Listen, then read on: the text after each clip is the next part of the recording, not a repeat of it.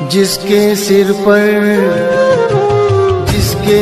पर कृपा गुरु की, वो दुख कैसे आएगा। हेलो। हेलो, सतसाहिब भगत जी। सारी बहन भगत जी, मैं झालावाड़ जिले से बोल रही हूँ, जी। बुआनी मंडी से, राजस्थान से बोल रही हूँ। जी बोल। मैंने प्रथम नाम तो मैंने लिए थे 2020 में 27 नवंबर को। जी। फिर अभी सतनाम लिए हो गए मुझे 2 से 2.5 महीने हो गए होंगे। मैंने आपको इसलिए फोन लगाया, अभी मैंने वहाँ जहाँ से नामदान केंद्र से नाम लिए ना जी। वहाँ पे फोन लगाया मैंने अभी। मेरी तबीयत खराब हो रही है, जो मैंने वहाँ पे फोन लगाया तो मैंने उनसे भगत जी से की। मैंने की भगत जी मेरे है ना वो डेंगू हो गया और पीलिया हो गया, टाइफाइड हो गया, मेरी शुगर 400 आ रही है, मेरी बहुत ज्यादा तबीयत खराब है, मैं क्या करूं। तो मेरे से वहाँ वाले भगत जी बोले कि आश्रम में फोन लगा लो, ऐसे बोले। तो मैंने कहा भगत जी आप बुरा मत मानना, आश्रम में किससे बात करूं, मैंने प्रार्थना भी कभी आश्रम में लगाई भी नहीं और मैं किससे बात करूं। तो बोले कि आप अभी वहाँ से नंबर लगा लो, कल 12 बजे प्रार्थना लगा लेना, इसे कह के फोन काट दिया। मैं आपका रोज वीडियो सुनती हूँ, जब से मैंने आपका वीडियो सुना तो मैंने सतनाम लेने के बाद भी मैं सोना पहनती थी, फिर मैंने आपका वीडियो भी सुना। फिर एक दिन मेरे परमात्मा सपने में आए तो परमात्मा ने धोती पहन रखी, कुर्ता पहन रखा और लाल लेरिया का साफा बांध रखा और वो अपने कांटा लेके बैठे। तो मैं जैसे कहीं मेरी बुआ के यहाँ गई तो मुझे सपने में मेरी बुआ का घर नहीं मिल रहा, मैं रास्ता ढूंढ रही हूँ। तो उनने मेरे को की परमात्मा का चेहरा बरोबर पहचान में नहीं आ रहा था, तो वही मुझे ऐसा लग रहा था कि वो परमात्मा ही थे। तो मेरे से बोला, मेरे को देख के एक लेडी से पूछ रही कि मेरी बुआ का घर किधर है, मैं सपने में। तो वो भगत जी वो मेरे से बोले कि सतसाहिब बेटा। तो मैंने कहा मैंने तो लॉकेट भी साड़ी के अंदर छुपा रखा, आपको कैसे पता है कि मैंने नाम ले रखा। तो बोले बेटा मुझे सब पता है और तू जिसका घर ढूंढ रही ना उसका घर इधर नहीं है, इधर इस रास्ते चली जा, तुझे रास्ता मिल जाएगा। और बेटा तूने जो कान में सोने के कुंडल पहन रखे हैं ये भी खोल दे। जो फिर भी मैंने 2 दिन तक पहने रखे, नहीं खोले। फिर हमारे मोहल्ले की कोई बहन बेटी है जिसने सार नाम ले रखे हैं, जो एक दिन वो मेरे घर पे आई तो उन्होंने बोला कि भाभी जी आपने सोने के कान के क्यों पहन रखे, हाथ में अंगूठी पहन रखी, जबकि अंगूठी तो मंत्री हुई नहीं थी पर चांदी की थी। तो मैंने पायल, बिछिया, सोना सब खोल दिया। मैं जब से आपसे मतलब आपका वीडियो सुनती हूँ, फोन पे यूट्यूब पे देखती हूँ, जब से मैंने कभी आश्रम में फोन नहीं लगाया, मैं सब समझ गई आपका वीडियो डेली सुन के। तो मैंने वहाँ पे अब कुछ भी कहना बंद कर दिया। पर मेरे भगत जी ने भी प्रथम नाम ले रखे, इनको हो गए 3 महीने। पर मेरे भगत जी बिल्कुल मर्यादा में नहीं रहे, गंदी गंदी गालियां देवे, पिक्चरें देखे, इनके जरिए काम धंधा नहीं करे, ऐसे परेशान करे जिनके जरिए मतलब कभी कभी गुस्सा आ जाए तो उल्टा सीधा भी बोलने में आ जाता है मेरे को। तो इसलिए मैं इतनी परेशान हूँ। अब मेरे डेमो हो गया, आज मैंने जांचें करवाई तो मेरे डेमो भी पॉजिटिव आया, शुगर भी मेरे 400 ही, मेरे पीलिया भी हुआ, सब कुछ बता दिया। अब मेरे परिवार में सिर्फ मैं और मेरे भगत जी हम 2 ही जुड़ रहे परमात्मा से, और कोई भी नहीं जुड़ रहे। तो मेरे परिवार वाले सब कहते हैं कि तू पीलिया मंत्रालय में तू झाड़ फूक करा ले। मैं परमात्मा का सत्संग डेली सुनती हूँ जब से नाम लिया, जब से परमात्मा कहते हैं कि जिस दिन भी आपने झाड़ फूक कराया और जिस दिन भी आपने अन्य पूजा या कुछ भी करवाया उस दिन आपकी परमात्मा भक्ति नष्ट कर देगा। तो मैं ना वेल कराना चाहती हूँ, ना मैं पीलिया मंत्राना चाहती हूँ, ना गोली दवाई खाना चाहती हूँ, कुछ नहीं करती हूँ। मैं माला भी बरोबर करती हूँ भगत जी। फिर दूसरी बात, मैं जब से आपका वो सुनती हूँ ना यूट्यूब पे, तो मैं पहले 2 टाइम आरती करती थी, अब 3 टाइम भी करती हूँ, सब कुछ करती हूँ। पर क्या करें, जाने अनजाने में कोई गलती भी हो गई, अपने हो सके अपने कर्म ज्यादा बिगड़ रहे हो अगले जन्म के, तो अपन को उस गलती की सजा दे रहे हैं। अब ये तो मैं कुछ नहीं जानती हूँ। तो मैंने तो आश्रम में कहीं भी फोन नहीं लगाया, मैंने आपके नंबर निकाल रखे थे यूट्यूब में से। तो मैंने सोचा मैं आपको फोन लगा के आपसे बात करूं। अब मैं क्या करूं, मैं तो दवाई भी नहीं खाऊं, मैं तो बेल नहीं कराऊं, झाड़ फूक नहीं कराऊं, कुछ भी नहीं करूं, मेरे को तो परमात्मा ही सही करेगा। मैं सिर्फ इतना जरूर कर रही हूँ कि मैं हॉस्पिटल की गोली दवाई खा रही हूँ, इससे ज्यादा मैं किसी देवता के पास नहीं गई और कुछ भी नहीं करूँ, मुझे परमात्मा ही ठीक करेगा। अब आप बताओ मैं क्या करूँ। देखो बहन, सबसे बड़ी बात तो ये है हाँ इस सबसे बड़ी जो मर्यादा खंडित होने का जो कारण है वो है सतलोक आश्रम मैनेजमेंट हरियाणा, ये नामदान हाँ केंद्र वाले कोऑर्डिनेटर। हाँ भगत की सबसे ज्यादा मर्यादा खंडित करवाने का मुख्य कारण ये लोग हैं। तो सबसे पहले तो हाँ आप इनकी सच्चाई से परिचित हो गई हैं, आपने इनसे अपना पीछा छुड़वा लिया है, आपने सत्य की राह पकड़ ली है, तो आपकी आधी बीमारी तो यहीं खत्म हो गई। हाँ ठीक है, बची बीमारी आपकी 50% की। 50% हाँ के लिए बहन जी आप आपने जहाँ भी मालिक का घर में दरबार लगा रखा है, हाँ परमात्मा को हृदय से दंडवत प्रणाम करो और परमात्मा से कहो कि परमात्मा, जाने अनजाने में मुझ दासी से जो भी गलतियां हो गई, कुछ हाँ मुझे पता नहीं था, कुछ मान लो मैंने मजबूरी में कर दी होंगी, है कुछ मैंने वैसे गफलतबाजी में कर दी होंगी, टाइम पे मैं आपकी आरती भी नहीं करती थी, पहले 2 ही आरती करती थी, है ना। हम्म तो इन सभी तमाम जाने अनजाने की गलतियों के लिए सबसे पहले तो पूज्य गुरुदेव जी से अपने हृदय से, अपने घर हम्म से उनको प्रार्थना लगाओ, क्योंकि भगवान अंतर्यामी होता है। अगर हाँ हृदय से प्रार्थना लगाओगे तो परमात्मा हमारी प्रार्थना को हाँ सुनता है। ठीक है, उसके हाँ बाद में रही बात आपकी पीलिया वगैरह की या जो भी आपको प्रॉब्लम है शुगर वगैरह की, हाँ जब एक बार ये विधि आप जी परमात्मा के सामने कर लोगे ना, हृदय से माफी मांग लोगे ना बहन, हाँ और अगर थोड़ा बहुत भी यदि आपको विश्वास है गुरु जी पे कि भगवान धरती पे है, मुझे मैं उनके बहुत शरण में भरोसा हूँ, है भगत जी, मैं बहुत भरोसा करती हूँ मेरे परमात्मा तो पे। दास तो उसके बाद आपको गोली दवाई भी खाने की सलाह नहीं देगा, लेकिन फिर भी ये आपके ज्ञान और विश्वास के ऊपर है। आप चाहो तो गोली दवाई का यूज आप जी कर सकती हो, लेकिन रोग परमात्मा ही काटेगा। सही बात है। बस सीधा सा उपाय इसका यही है बहन जी, ये डॉक्टरों का डॉक्टर है, ये तबीबों का तबीब है। हाँ जिसको इसके ऊपर विश्वास है, देखो भगवान हाँ परीक्षा तो लेता है बहन। अब बुखार होता है तो बुखार में देखो, जो बुखार के जो लक्षण होते हैं या थोड़ी बहुत जो तकलीफ होती है वो तो सबको होती है बहन। हाँ हाँ बाकी परमात्मा अपने भगत का बाल बाका नहीं होने देगा अगर विश्वास है तो। भगत जी, मुझे 7 दिन से डेली दिन में 2-2 घंटे बाद बुखार आ रहा, और ऐसा आ रहा कि मैं 5-5 रजाई ओढ़ लूं ना, उसके बावजूद भी मेरी ठंड बंद नहीं होती है। फिर भी मेरे से प्रथम नाम का जाप 1-1 माला रुक रुक के करती हूँ। पहले मैं 1-1 बेटक में 200 बार कर लेती, मैं 6 माला कर लेती, ऐसे करती थी। पर अभी 2 दिन से मेरे से 1-1 माला रुक रुक के कर रही हूँ। सतनाम का जाप तो कितना भी तेज बुखार रहता उसके बाद भी सतनाम का सिमरन करती हूँ मैं। कोई बात नहीं, परमात्मा कहते हैं भक्ति चाहे थोड़ी हो जाए कोई बड़ी बात नहीं है, लेकिन मर्यादा सबसे बड़ी चीज है। तो मर्यादा आज से पहले जो भी आपसे गलती हुई उन सबको आप जी जो है वो रिफ्रेश करो, परमात्मा को दंडोत करके और मालिक से हृदय से समायाचना कर दो। परमात्मा पीछे की गलतियों को भूल जाता है, और आगे से अपने मन में दृढ़ विश्वास और दृढ़ संकल्प कर लो कि परमात्मा धरती पे है, मेरा बाल कैसे बांका हो जाएगा, मालिक की शरण में हो गई, है कि नहीं। फिर भी आप जी चाहो तो आप जी गोली दवाई का यूज आप जी कर सकती हैं, बाकी रोग काटने वाला परमात्मा ही है, ऐसी कोई बात नहीं है। छोटे मोटे तो क्या है कि समस्या प्रॉब्लम तो भगत के आती है, ये तो सबको आती है बहन जी। हमारा 5 तत्व का शरीर है, 36 प्रकार के जोड़ हैं। अब इसमें ये खांसी बुखार जुखार पीलिया डेंगू फेंगू होना कोई बड़ी बात नहीं है।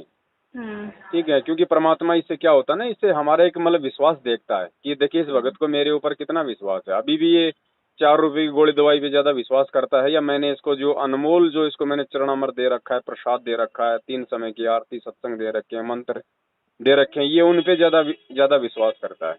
और गुरुदेव ने कह रखा कि बेटा ये गोली दवाई भी अगर काम करेगी तो मेरे आशीर्वाद बिना काम नहीं करेगी, चाहे कितनी खा खा के मर जा।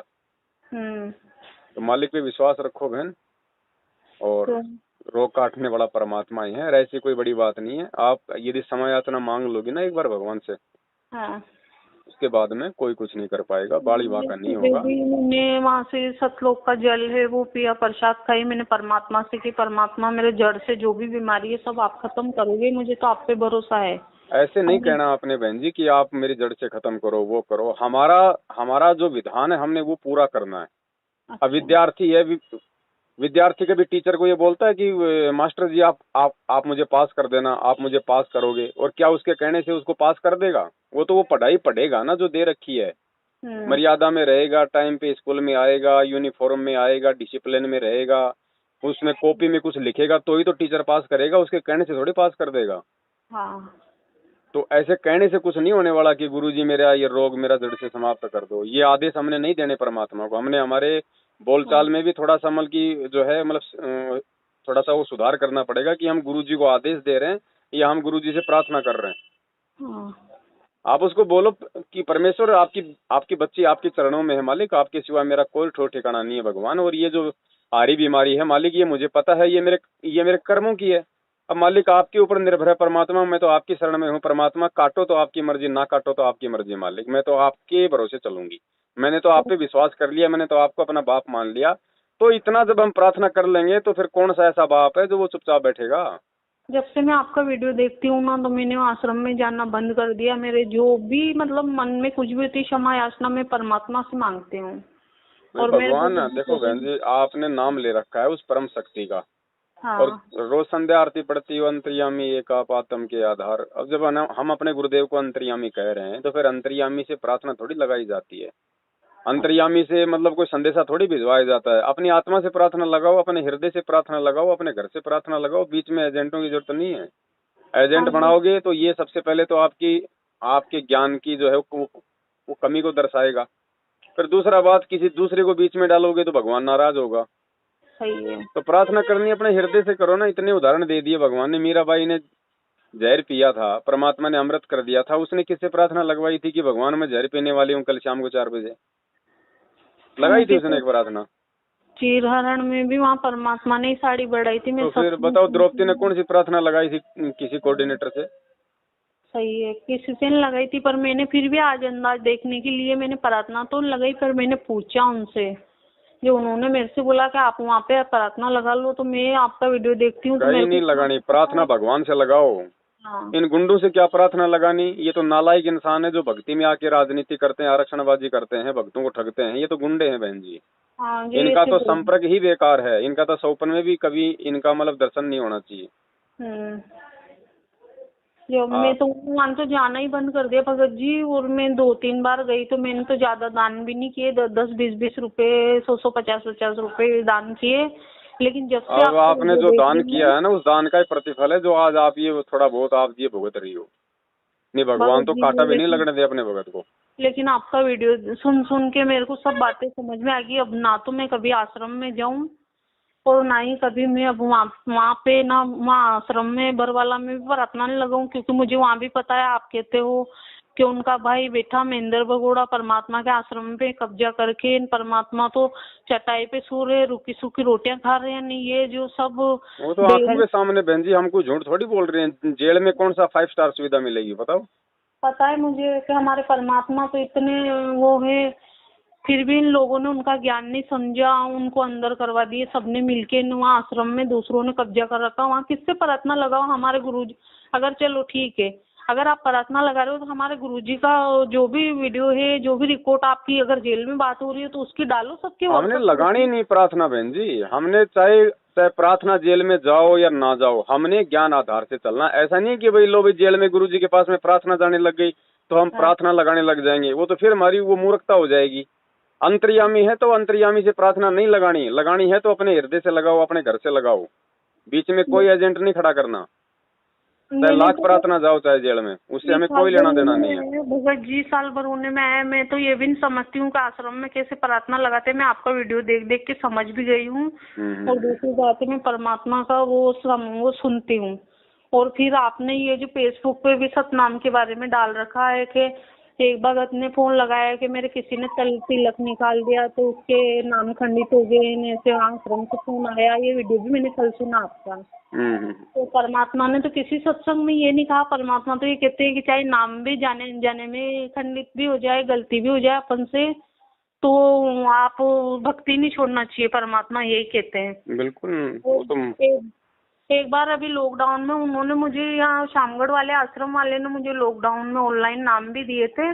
जो मुझे ये पूछा था कि सतनाम के 2 अक्षर क्या है, तो मतलब मैं बता नहीं पाई थी। तो उसके लिए उन्होंने मेरे से बोला कि 1 महीने की मोहलत देता हूँ मैं। फिर वो ऑनलाइन नाम मेरे को मना कर दिया कि जाप मत करना, तो मैंने नहीं करा। उसके 2-3 महीना फिर लॉकडाउन लग गया। फिर लॉकडाउन खुलने के बाद फिर शामगढ़ गई, फिर सतनाम लिए। पर अब जब से आपका वीडियो सुन रही हूँ भगत जी, मैं ना सोना पहनती हूँ, ना बिछिया पहनती हूँ, ना पायल। सिर्फ मैंने हाथ में 2 चूड़ी डाल रखी है और मैंने कपड़े पहन रखे हैं। मेरे परमात्मा का ज्ञान समझ में आ गया है। परमात्मा बोलते हैं कि 36 वो क्या बोलते हैं परमात्मा, इतने कड़े भी बनवा लोगे, रावण ही है सोने की लंका यहाँ छोड़ के चल गए, कोई चिराग जलाने वाला भी नहीं बचा, तो आप क्या साथ लेके जाओगे? बड़े देखो बड़े महल सोने के परमात्मा ने सतलोक में बना रखे, या काल के लोक में क्या है, यहाँ पे सिर्फ दुख ही दुख है। देखो तो बहन, मुझे ऐसा है, ये सोना चांदी पहनना न पहनना ये तो भगत के ज्ञान के ऊपर निर्भर करता है। बाकी अगर कोई सोना चांदी पहन रहा है तो इसका मतलब ये नहीं कि भगवान उसके रोग ठीक नहीं करेगा या गुरु जी उससे नाराज हो रहे हैं। वो तो जब उसको ज्ञान हो जाएगा भगत को, तो उसके लिए ये सारी चीजें मिट्टी नजर आने लगेंगी, वो वैसे नहीं पहनेगा। और जबरदस्ती तुम किसी से छुड़वाओगे तो वो हाँ, छोड़ना कोई छोड़ना नहीं होता। आप सही किसी है। को डरा के सोना पहनना छुड़वाओगे तो वो उससे परमात्मा प्रसन्न नहीं होगा अगर आप छोड़ भी दोगे तो।